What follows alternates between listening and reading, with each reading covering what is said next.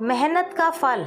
एक समय की बात है, एक छोटे से गांव में एक गरीब किसान रहता था जिसका नाम राघव था। राघव मेहनती और ईमानदार व्यक्ति था, लेकिन उसके जीवन में कई मुश्किलें थीं।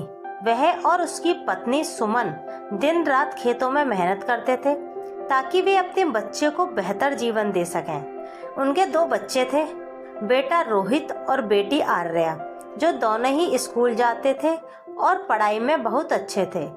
राघव का खेत बहुत छोटा था और फसल भी बहुत कम होती थी, फिर भी वह और सुमन हार नहीं मानते थे।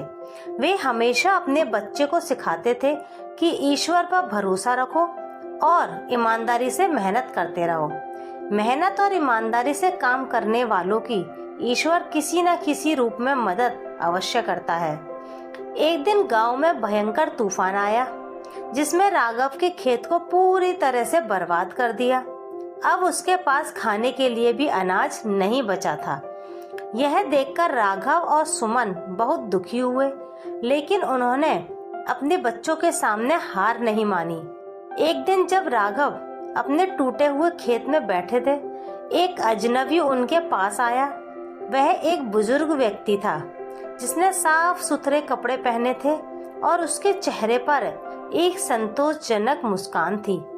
उसने राघव से पूछा, क्या हुआ भाई, तुम इतने उदास क्यों हो?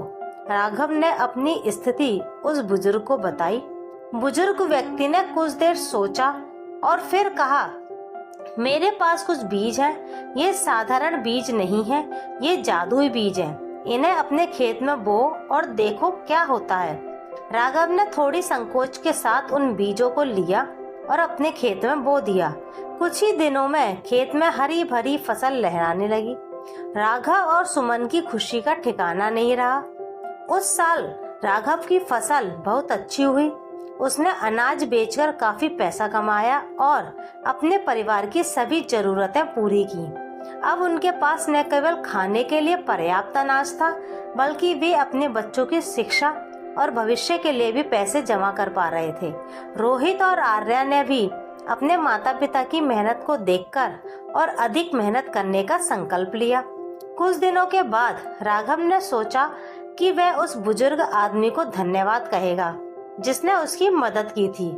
वह उस बुजुर्ग को ढूंढने के लिए गांव भर में घूमता रहा, लेकिन वह कहीं नहीं मिला। गांव के लोगों ने भी बताया कि उन्होंने कभी ऐसे किसी व्यक्ति को नहीं देखा है। यह सुनकर राघव को समझ में आया कि वह बुजुर्ग व्यक्ति शायद कोई साधारण इंसान नहीं था, बल्कि ईश्वर का कोई रूप था जिसने उसकी मदद की थी। राघव ने उस दिन सीखा कि जब हम सच्चे दिल से मेहनत और ईमानदारी से काम करते हैं तो ईश्वर भी हमारी मदद के लिए किसी न किसी रूप में आते हैं। उसने अपने बच्चों को भी यही सिखाया कि हमें कभी हार नहीं माननी चाहिए और सच्चे दिल से मेहनत करनी चाहिए। राघव और सुमन का परिवार अब खुशहाल था। रोहित और आर्या ने अपनी पढ़ाई पूरी की और अच्छी नौकरियों पर लगे। वे अपने माता पिता का गर्व बने। राघव ने अपने जीवन की सबसे बड़ी सीख को कभी नहीं भूला और हमेशा दूसरों की मदद के लिए तैयार रहता था।